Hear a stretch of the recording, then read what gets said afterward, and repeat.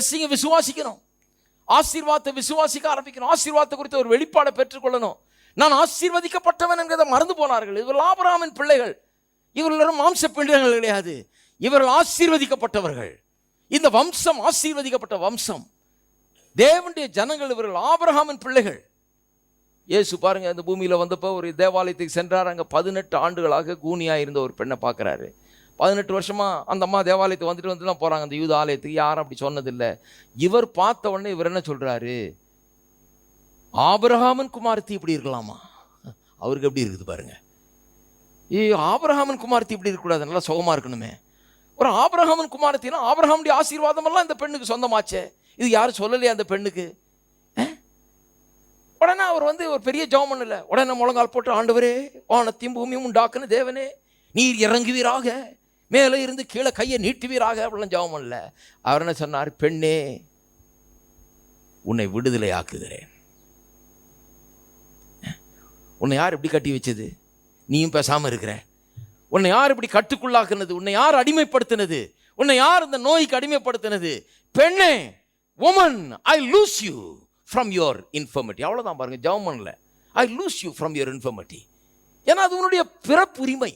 ஆபிரகாமின் குமாரத்தியை பிறந்த உனக்கு அது பிறப்புரிமை. ஆகவே உன்னை அதுலேருந்து நான் அவிழ்க்கிறேன், கட்ட அவிழ்க்கிறேன், விடுதலை ஆவாயாக என்று சொல்லுகிறார். உடனே அந்த பெண் நேரம் நிமிந்துட்டா பாருங்க. 18 வருஷமா கட்டி இப்படியே இழுத்துட்டு இருக்கிறான் பிசாசு, இப்படியே வச்சுட்டு இருக்கிறான். ஒன்றும் தெரியாதனால ஆபிரகாமின் ஆசீர்வாதம்னா என்னன்னு தெரியல, ஆபிரகாமின் பிள்ளைகளுக்கே தெரியல ஆபிரகாமின் ஆசீர்வாதம்னா என்னன்னு. அதுபோல் நிறைய கிறிஸ்தவர்கள் இன்றைக்கு இருக்கிறாங்க, ஆபிரகாமின் ஆசீர்வாதம்னா என்னன்னு விளங்காதவங்க இருக்கிறாங்க. ஆபிரகாமின் ஆசீர்வாதம் புறஜாதியாருக்கு உண்டாகும்படியாக இப்படி சிலுவையிலே நடந்தது என்பதையும் அறியாமல் இருக்கிறார்கள். அதனால தான் இங்கே அழுத்தி சொல்லிட்டு இருக்கிறேன். இதை அறிந்து கொள்ள வேண்டும். நீங்கள் எல்லாம் ஆபிரகாமின் ஆசீர்வாதத்தை பெற்ற ஆபிரகாமின் பிள்ளைகள். ஆமென்.